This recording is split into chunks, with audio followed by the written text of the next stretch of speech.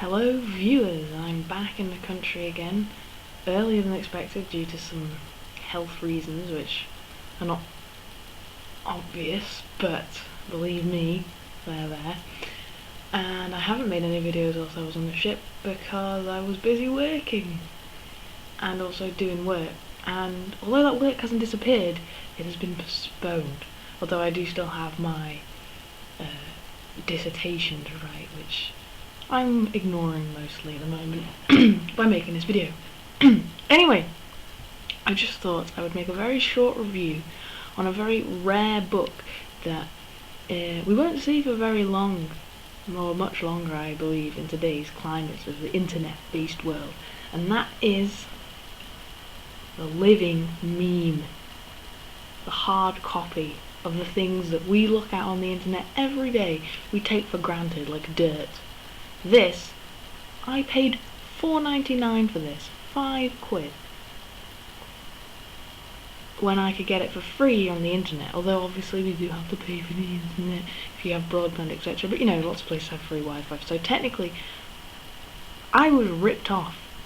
But I'm happy to own one of the last of the living memes that exist in the world. There are many books like this meme book, and some of them will survive the test of time, I'm sure, such as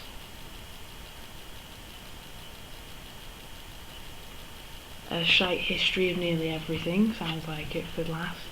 Eat Shites and Leaves. The Complete Book of Farting probably will survive. But all these are the world's stupidest books have been completely rendered obsolete by the memes that we find on the internet these days. So this ancient relic is definitely worth a look. Now let's begin.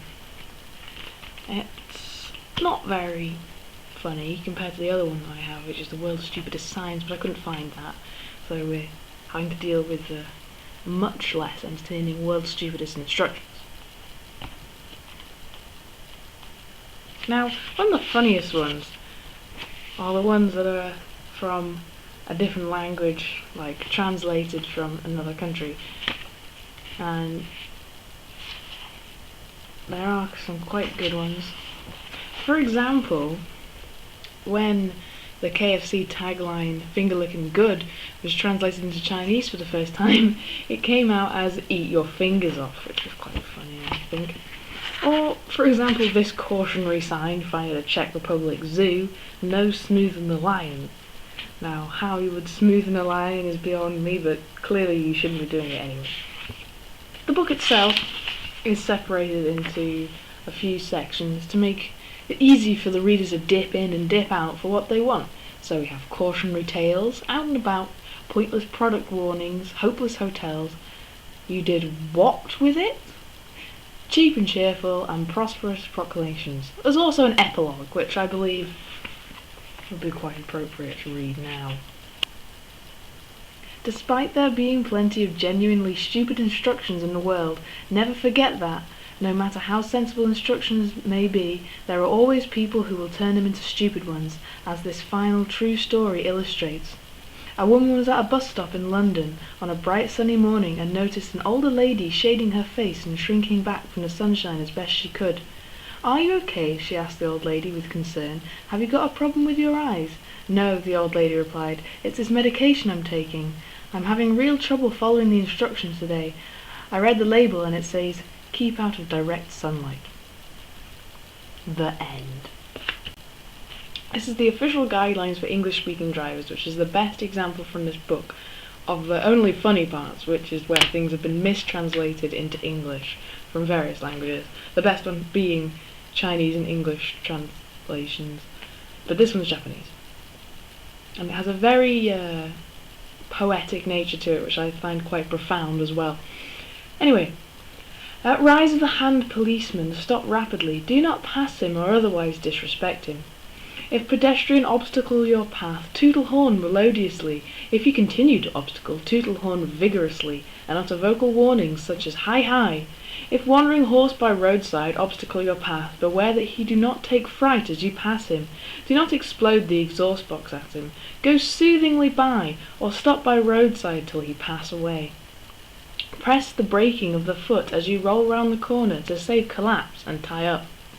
Avoid tanglement of dog with your wheel spokes.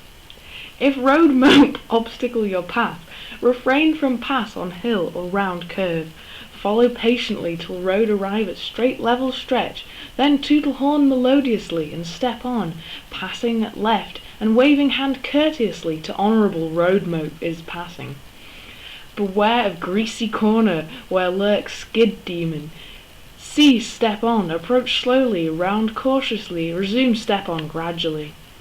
Give big space to festive dog that shall sport in the highway. So there you have it, the extremely nonsensical yet poetic taste of the Japanese highways. Now, other than that, this book is pretty shit and also obsolete. I mean, paying $5.99 for a laugh that you can get for free on the internet is almost insane.